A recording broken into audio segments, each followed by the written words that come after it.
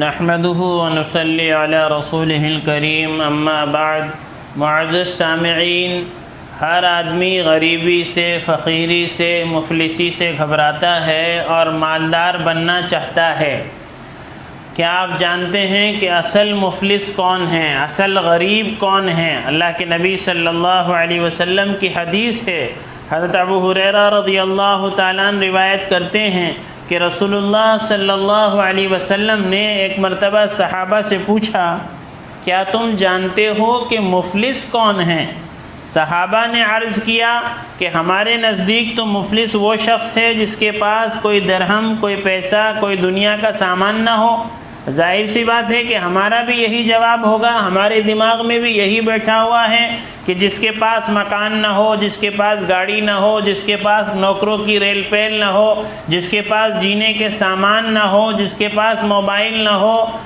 یہ ساری چیزیں ہمارے نزدیک امیری اور غریبی کا معیار ہیں۔ ہم یہی سمجھتے ہیں کہ جس کے پاس یہ نہیں ہے وہ غریب ہے، اور جس کے پاس دنیا کا سارا سامان ہے وہ مالدار ہے۔ تو اللہ کے نبی صلی اللہ علیہ وسلم نے ہماری آنکھیں کھولنے کے لیے بتلایا کہ تم اس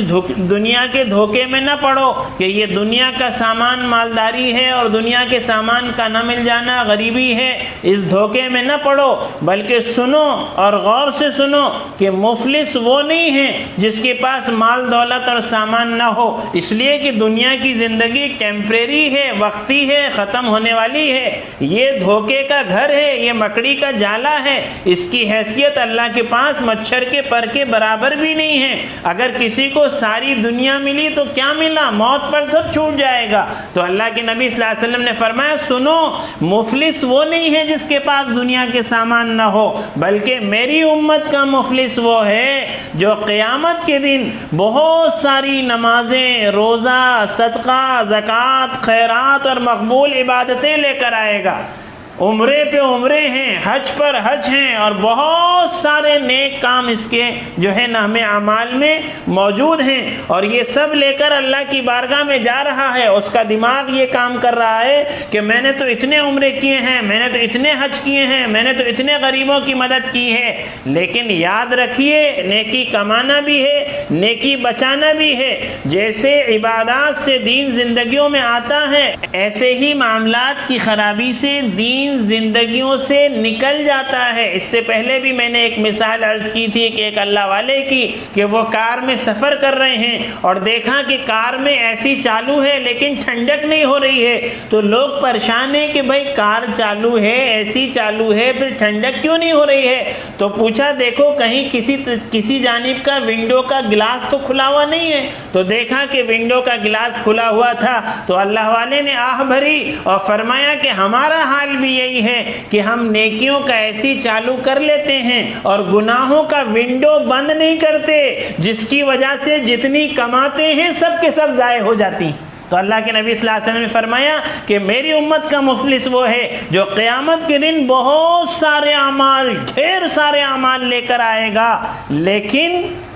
اس نے کسی کو گالی دی ہوگی، اس نے کسی پر تہمت لگائی ہوگی، اس نے کسی کا مال کھایا ہوگا، اس نے کسی کا خون بہایا ہوگا، اور اس نے کسی کو مارا پیٹا ہوگا، یعنی کسی کے حق مارے ہوں گے۔ ہم دینداری صرف عبادت کو سمجھتے ہیں، معاملات ہماری زندگی سے غائب ہیں، نمازیں بھی ہیں، روزہ بھی ہے، حج بھی ہے، زکوٰۃ بھی ہے، عمرے پر عمرے بھی ہیں، پڑوسی کے حق کو مارتے ہیں، لوگوں کو گالی دیتے ہیں، اپنی بہن بیٹیوں کو میراث سے محروم رکھتے ہیں، یتیموں پر ظلم کرتے ہیں، اور یہ سمجھتے ہیں کہ ہماری عبادتیں ہمیں نجات دلا دیں گی۔ بہت بڑے دھوکے میں ہیں، بہت بڑے دھوکے میں ہیں۔ معاملات کی خرابی دین کو موڑ دیتی ہے، نیکیوں کو برباد کر دیتی ہے۔ تو اب جب میدان محشر قائم ہوگا اور اللہ کی طرف سے حساب کتاب ہوگا اور لوگ اپنے حق کو مانگنے کے لیے آئیں گے کہ اس نے مجھے گالی دی ہے، اس نے مجھے تہمت لگائی ہے، اس نے میری زمین دبائی ہے،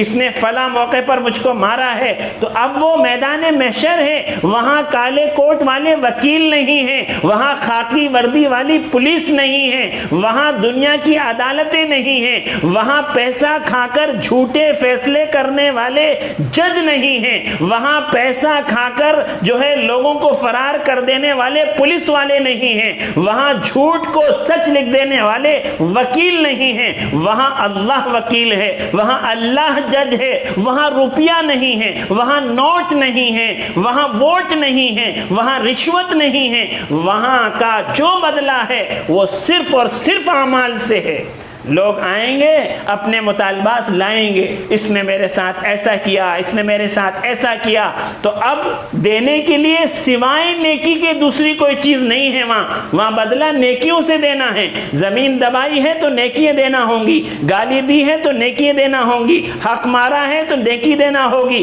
کسی کے عیبوں کو فاش کیا ہے اور چرچا کیا ہے تو نیکیاں دینا ہوں گی، اپنی بیوی پر ظلم کیا ہے تو نیکیاں دینا ہوں گی، اپنی بہن کو میراث سے محروم کیا ہے تو نیکیاں دینا ہوں گی، تو اس کی نیکیاں ان کو دی جائیں گی۔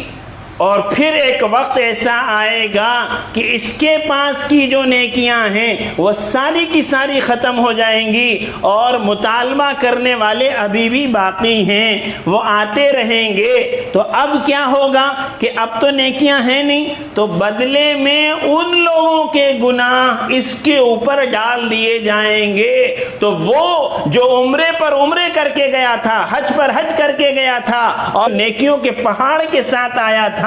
لوگوں کے گناہ اپنے اوپر لے کر جہنم میں جائے گا۔ تو اللہ کے نبی صلی اللہ علیہ وسلم نے فرمایا کہ یہ ہے مفلس، یہ ہے غریب، یہ ہے فقیر، یہ ہے لاچار کہ نیکیاں لے کر تو بہت آیا ہے لیکن لوگوں کے حقوق کے ساتھ کھلواڑ کی ہے، معاملات خراب تھے، معاشرت خراب تھی، عادات خراب تھی، لوگوں کے حقوق کو مارتا تھا، تو باوجود نیکیوں کے یہ مفلس ہے، غریب ہے، فقیر ہے، نیکیوں کا پہاڑ لے کر آیا ہے لیکن گناہوں کے پہاڑ کے ساتھ جہنم میں جائے گا۔ اس لیے ضرورت اس بات کی ہے کہ نیکی کمائیں بھی، نیکی بچائیں بھی، ایسے سارے راستے بند کر دیں، ایسے سارے ہول بند کر دیں جس کے ذریعے سے نیکیاں ضائع ہو جاتی ہوں۔ اپنی نیکیوں کو کمانا بھی ہے اور نیکیوں کو بچانا بھی ہے۔ اللہ تعالیٰ سے دعا ہے اللہ تعالیٰ ہم سب کو عمل کی توفیق عطا فرمائے۔